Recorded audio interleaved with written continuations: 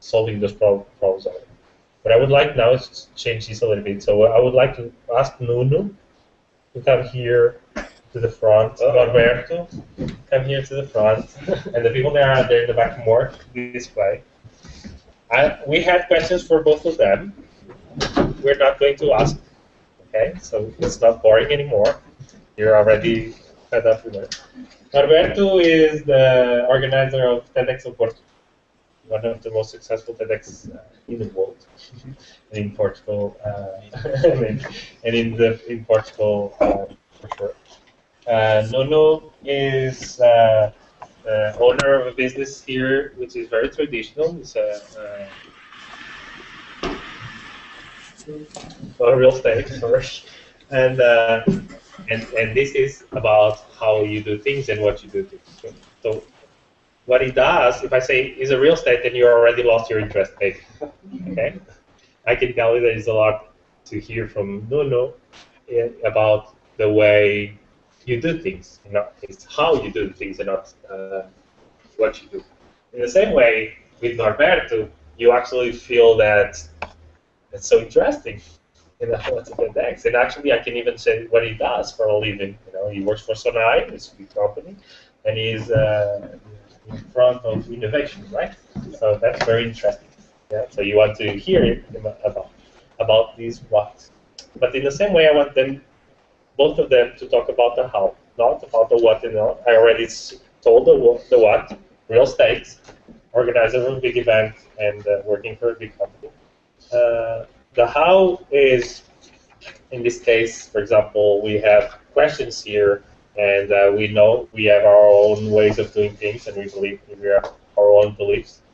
So what I would like is questions pop up, use them instead of running them, okay? And we want to spice them up as well. So we have to change places. We know there's a question here. It's not for us. No, tem que é para mais tarde. É para mais tarde? Ah, ok. É exclusivo? Não, já foi respondido há pouco. Ah, já foi respondido. Já. Yeah, we're going now. Bye. Follow up when you're done. Okay, so tell us a little bit about your how. What do you believe that is what made you do that? Not, of course, you go out, teamwork, and all this and blah blah. But what is the how you do things? Like, are you very organized, or actually you just hustle a lot, or you don't sleep, or what is the?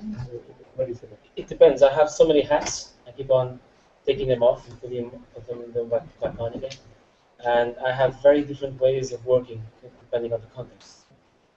Say, for example, at TEDx, I have a wonderful team behind me. I would never be anything. I would never do anything without them.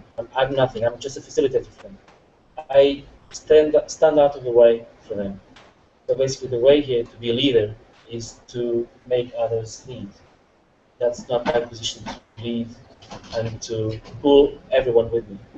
My position here is to find the best people, make a wonderful team, people who work really well together, and then just take everything, all kinds of obstacles away from them. Be it bills or emails or whatever, just make them work. It's their job. And that's how I am at TEDx Support. And we also believe in this mission. We don't earn a single cent, although sometimes we have the odd lunch paid for, but that's it. So there's nothing to get here except for when we have like this really warm feeling when we finish TEDx, and it's like Niagara Falls of crying or whatever it is. We get really sentimental about it. When it comes to other experiences, to other things, it's totally different. My work at Sonai, it's never in any way as sentimental as this. It's more pragmatic. And if I go and organize a brainstorm, which is something that I do almost daily, this morning, for instance, then it's the other way around. I have to lead sometimes because people have their own things to do, so I have to be the one really pulling people. I have to go into the business and say, we have this really great thing here that we can do, which is brainstorm, and I have to ask them, do you have problems so that you can try this in your workplace and you see your people working on these problems, and they will give you solutions. obviously, it depends a lot at the end if we're really going to, the success of this every initiative depends on each interaction. It's not like, because it happens every day, we are constantly checked. We're always being asked, what are these brainstorms for? You really have to come up with ideas, and not only that, you have to be able to get them to implement them. So there's this constant feel that we really have to go after people and make it happen. So what would you say? So what would you say that is where you feel the strongest about? If you had to say, if you want to make something happen, this is my strongest belief that you have to add or have to do. Make it feel like you're on a mission.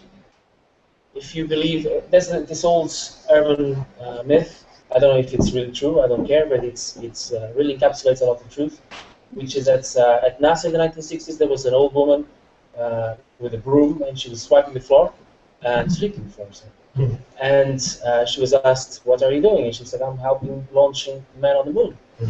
And then that's the mission. I mean, obviously she wouldn't work for free, but she had this exhibition. She believed that she was part of something greater, and that's all of us have to believe in that. When we go and see and organize a TEDx for 1,200 people in one day, and we hardly see a single minute of a single talk. We really don't have time. It's always on the move. Then we get to the end and we feel 1,000 times better than anyone on that room. That really makes sure that in the next year, people will still want to be in the team. So our problem is the opposite. We have to shoo people away from this, because every week, every 2 weeks, we get 1, 2, 3 people. I'd like to be part of it. I'd like to be part of it. Of course, everybody wants to be part of it, because we create this mission. This mission is greater than us. Just a quick poll. How many of you here, and don't film this, how many of you here feel that you're introverts? Even just a little bit. Say from 0 to 10, where 10 is the most extrovert and 0 is the most introvert. If you feel like you're from 0 to 5, can you raise your hands? Okay. And that's not 30%, that's about the usual thing. When we are introverts, at least I feel like that all the time, although sometimes I feel like I go there and I can lead everything. We really feel that we need to be with ideas. We have to have concepts, not popularity. We want to go after real knowledge, not celebrity gossip. That doesn't mean that extroverts do it, okay? I'm not saying that. But at least it's something that introverts definitely are this way, I think. Anyway, I think I speak for everyone when I say that. So if we have these people that already are in sync with this message, that we really want, we like knowledge, we like meeting new people, we like to, if not creating something new, at least to be part of feeling that we're seeing something new, a new idea, a new concept being born. It's tremendously exciting. And we're always open to new things. And TEDx is definitely not the only way. I mean, for example, I'm listening every single day when I go to work. I live in a van, right? I'm working from home. So I drive 1 hour each way, at least every day. And I have plenty of time to listen to podcasts. I'm listening to one for the last, I don't know, 2 months. I've just gone to download every single thing, which is called Radiolab. I don't know if you've heard of it. Radiolab? Anyone? No. Just go and do it. Radiolab.org. It's great because you don't have to listen to see it. You listen to it, and it's like this constant consciousness of, wow, what have I just heard? There's so many exciting things that are happening out there in the world. I'm telling my people, my team all the time, be open. They need to, actually. But for me, the biggest sense of mission here is to say, we are in a world of 7 billion people. Even if you are 1 in a million, there's still 7,000 like you. And it's so exciting. Most people think, well, it's very depressing to be in a world where there are 7,000 more people like me. I don't think so. It's really exciting that we're in a world where we can actually get together with so many people at the same time. people we've never met, people who've met for 30 seconds, and then a few hours later, we have a friend's requesting, or someone requesting friendship on Facebook or LinkedIn, whatever. What to do with this? Introverts! I don't want to tell my life. Okay, but if you want to listen, no problem. When it comes to, again, going back, when it comes to being in a company, it's a bit different. We still have to create a sense of mission. It's more difficult because more people are creating their own sense of mission for them.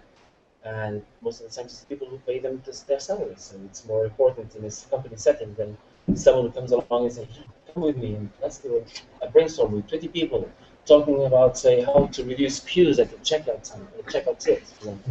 We do it all the time.